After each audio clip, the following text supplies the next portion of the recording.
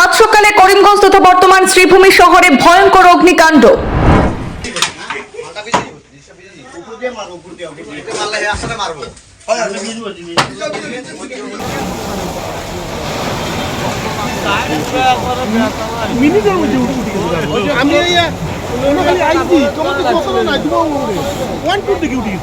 শিলচর রোডের গঙ্গা দাসের বসত বাড়িতে ভয়াবহ অগ্নিকাণ্ডের ঘটনা।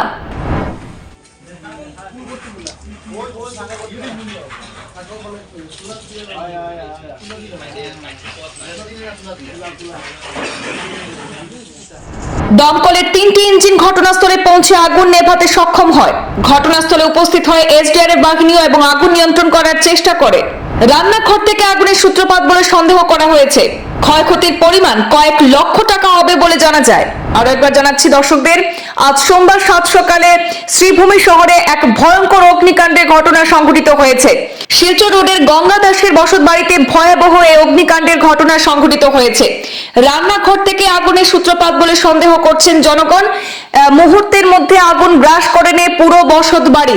কালো ধোঁয়ায় ঢেকে যায় গোটা বসত ঘর এবং দমকলের 3টি ইঞ্জিন খবর পেয়ে ঘটনাস্থলে পৌঁছে আগুন নিয়ন্ত্রণে আনার চেষ্টা করে। ঘটনাস্থলে উপস্থিত হয় এসডিআরএফ বাহিনীও। রান্নাঘর থেকে আগুনের সূত্রপাত বলে সন্দেহ করা হচ্ছে। ক্ষয়ক্ষতির পরিমাণ কয়েক লক্ষ টাকা হবে বলে জানা যায়। ঘটনা যেটা সকালবেলা আমি ওদিকে গেছি, যে আমার বোনটা অসুস্থ বোনটা বার করতে চাও বানিয়ে দিয়ে গেছি। হঠাৎ করে আগে দেখি আগুন লাগিয়ে দিই। অনুমানিক কটার সময়? ওইটা তখন বাজার তখন 15টা হয়েছে। ফের থেকে লাগছে আগুনটা? ওইটা আমার তো কিছু নেই, আর কিছু নেই তো আমার সপ্তাহ লেগেছে। কিতা কিতা জ্বলছে? ওই তো যখন জানি কিতা দুইটা ঘর জ্বলছে, 3টা ঘর আছে, 2টা ঘর জ্বলছে। ওটা কোন জায়গা? এটা শিলচর রোড। যা আপনার নাম? আমার নাম বিজু দাস। দেখলাম যে না মোটামুটি কন্ট্রোলে আসছে, কিন্তু পুরোপুরি হয় নাই, এখনো হয়ে যাবে আশা করি। আর ঘরের ভিতরে কিছু ক্ষয়ক্ষতি হয়েছে বলেও জানা যাচ্ছে না এখনো আমাদের। আর যে দিদি গঙ্গাদি, ওনারও কিছু হয়নি, ওনারও কোনো ক্ষতি হয়নি। লাগানোর সঙ্গে সঙ্গে ওনাকে বের করা হয়ে গেছে আর কি। আর অনেক পুরানো ঘর, 50-60 বছরের উপরে তো হবেই।